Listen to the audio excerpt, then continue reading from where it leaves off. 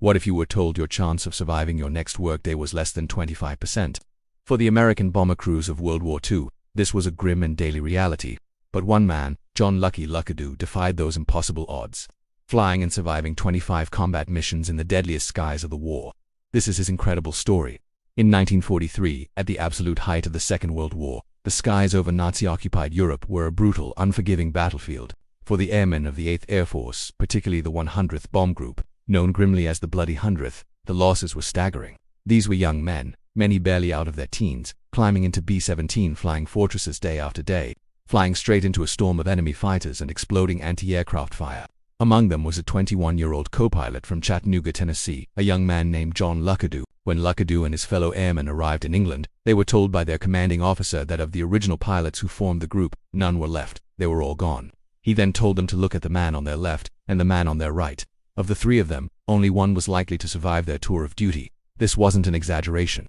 It was the statistical truth of the air war in 1943. Luckadoo was assigned to a crew, and they began their journey into the heart of the inferno. Each mission was a roll of the dice. The journey to the target was a gauntlet of terror. German fighters like Messerschmitts and Focke-Wulfs would swarm their formations, cannons and machine guns blazing. At the same time, from the ground, came the flak anti-aircraft shells designed to explode at their altitude, sending thousands of pieces of lethal shrapnel tearing through the thin aluminum skin of their planes. You could hear it, a sickening sound like rocks being thrown against a tin roof, and you just had to sit there and pray it didn't hit anything vital like an engine, a fuel tank, or you. Luckadoo's experiences read like the most dramatic war movie imaginable, except it was all real. He participated in some of the most infamous and costly raids of the war.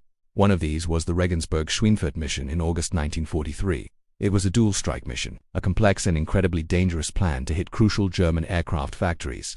The 100th Bomb Group was part of the force tasked with bombing the Messerschmitt factory in Regensburg. The mission was a vision of hell. They faced relentless coordinated attacks from German fighters for hours.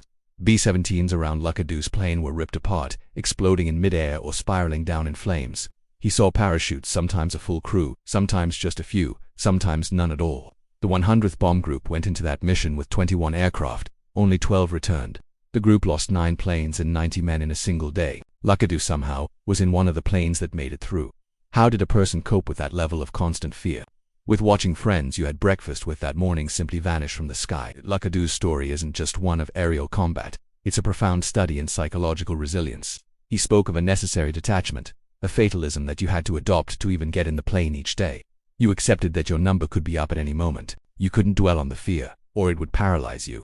The bonds they forged were everything. Your crew was your family. You lived, ate, and flew together. You trusted them with your life, literally, every single day. That camaraderie was a vital shield against the psychological trauma. They also developed a dark gallows humor. They joked about death and danger because it was the only way to keep from going insane. It was a coping mechanism, a way to stare into the abyss and still be able to function. Luckadoo recalled that the tension was so high that if someone dropped a fork in the mess hall, everyone would jump. The stress was a constant. Physical presence. So was it just skill or was it luck? Luckadoo earned his nickname Lucky for a very good reason. His story is filled with close calls and near misses that defy explanation. On one mission, a flak shell entered the cockpit, passed directly between him and his pilot without exploding, went through the instrument panel, and exited the other side of the nose. It was a dud. If it had detonated, they would have been instantly vaporized.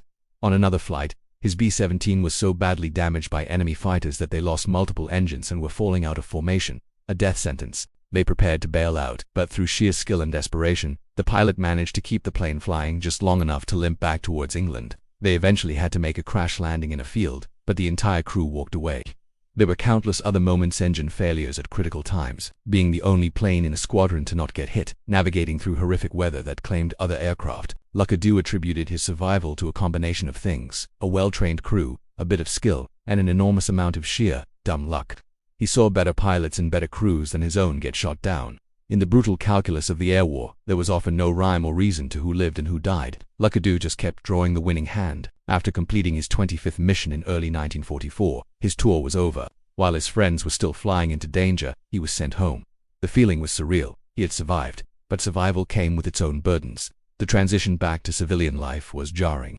How do you go from the daily life and death struggle over Germany to a world of peace and quiet? Luckadoo, like many veterans, carried the weight of his experiences for the rest of his life. He went on to have a successful career and a long life, but the war never truly left him. He felt a profound sense of responsibility to bear witness, to tell the stories of the men who didn't come back. He wanted people to understand the true cost of that victory, the sacrifice made by so many young men in the skies over Europe. He spoke not of his own heroism, but of the collective courage of the group, and the friends he lost. He became one of the last living voices of the Bloody Hundredth, a connection to a pivotal moment in world history. John "Lucky" Luckadoo's story is more than just a war story. It's a powerful reminder of the incredible courage, sacrifice, and resilience of what we now call the greatest generation. His survival against all odds is a testament to the human spirit's ability to endure the unimaginable. It's a story of hope found in the darkest of times, and a tribute to the thousands of young airmen who flew into the fire, knowing they might not come back, to secure a future for us all. Luckadoo passed away in 2024 at the age of 101, a life lived to the fullest, forever marked by those 25 rolls of the dice. If you were moved and inspired by this incredible story of survival and heroism, please show your support by liking this video, sharing it with others, and subscribing to our channel for more amazing stories from history.